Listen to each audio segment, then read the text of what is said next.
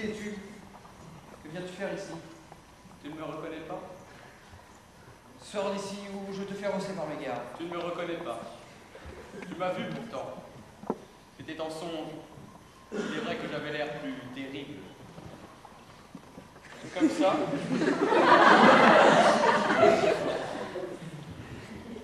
Que me voulez-vous? N'ai-je pas assez payé? Jamais assez. Je crève à la tâche. N'exagère pas. Tu te portes assez bien. Et tu es gras.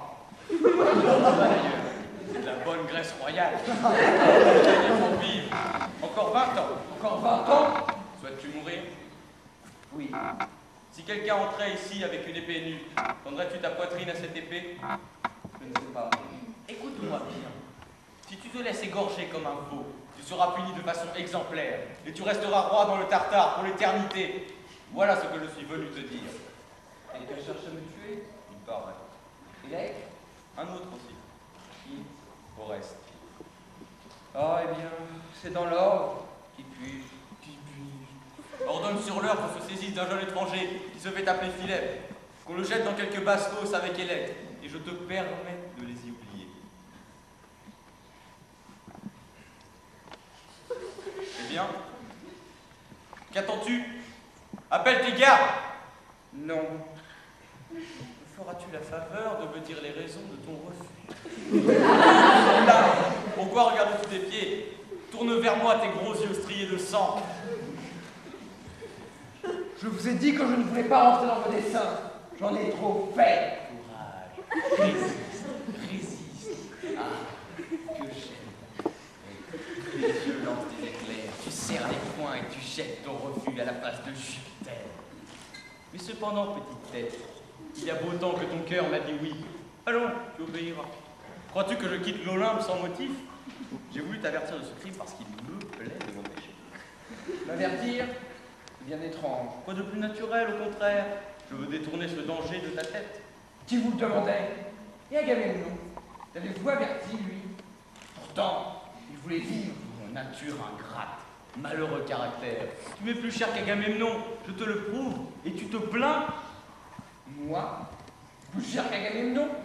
C'est au reste qui vous est cher. Quelle étrange jalousie! Rassure-toi, je n'aime pas plus que toi, je n'aime personne. Alors, voyez ce que vous avez fait de moi, Dieu injuste. Et répondez, si vous empêchez aujourd'hui le crime que médite Oreste, pourquoi donc avoir permis le mien?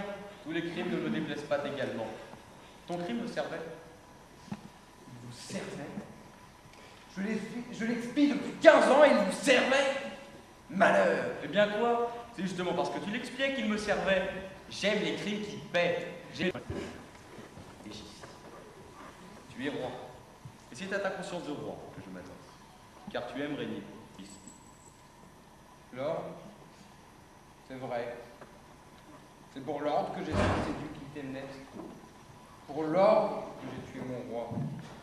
Je voulais que l'ordre règne et qu'il règne par moi. J'ai vécu sans désir, sans amour, sans espoir. J'ai fait de l'ordre aux terribles et divines passions. Nous ne saurions en avoir d'autres. Je suis Dieu, et tu es né pour être roi. Hélas! Égis, ma créature et mon frère mortel, au nom de cet ordre que nous servons tous deux, je te le commande. Empare-toi d'Oreste et de sa sœur. Sont-ils si dangereux? Oreste sait qu'il est libre. Il sait qu'il est libre. Dieu tout-puissant, qu'attends-tu pour le foudroyer? Égis, les dieux ont un autre secret. Que vas-tu encore me dire? Quand une fois la liberté a explosé dans une âme d'homme, les dieux ne peuvent plus rien contre cet homme-là, car c'est une affaire d'homme. Et c'est aux autres hommes, à eux seuls, qu'il appartient de le laisser courir ou de l'étrangler. De l'étrangler? C'est bien. Je t'obéirai sans doute. Mais n'ajoute rien et ne demeure pas ici, car je ne pourrai le supporter.